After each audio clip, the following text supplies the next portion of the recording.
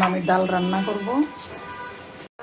আজকে এই গাছের আমড়া দিয়ে ডাল রান্না করব। এখানে পেঁয়াজ আর রসুন কাটা দিয়ে দিলাম। এখানে একটু হলুদ, লবণ, ধনিয়ার গুঁড়া, মরিচের গুঁড়া এগুলো দিলাম।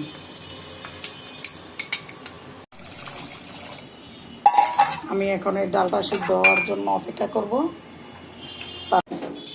এতে আমার ডাল হয়ে গেছে প্রায়।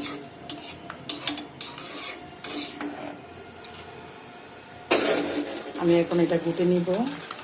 ডাল গুটা শেষ হয়ে গেল। এখন আমি গরম পানি দিয়ে দিচ্ছি।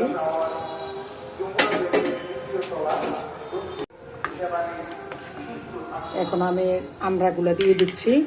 আমড়াগুলা এইভাবে কেটে দিব একটু একটু করে। এখন আমি আমড়াগুলা দিয়ে দিচ্ছি।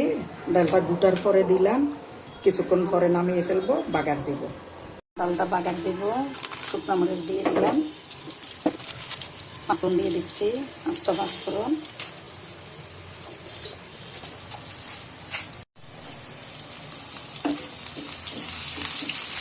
বাগার দেওয়ার সময় একটু হলুদ দিয়ে দিলে সুন্দর একটা কালার আসে। পটলের মতো একটা কালার আসবে। আমি এখন বাগারটা দিয়ে দিচ্ছি।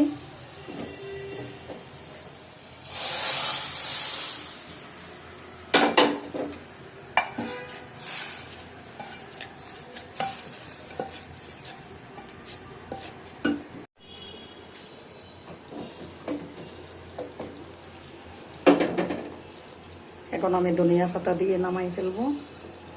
আমার রান্না শেষ। আমরা দিয়েছি সেজন্য একটু লবণের পরিমাণ বাড়াই দিতে হবে।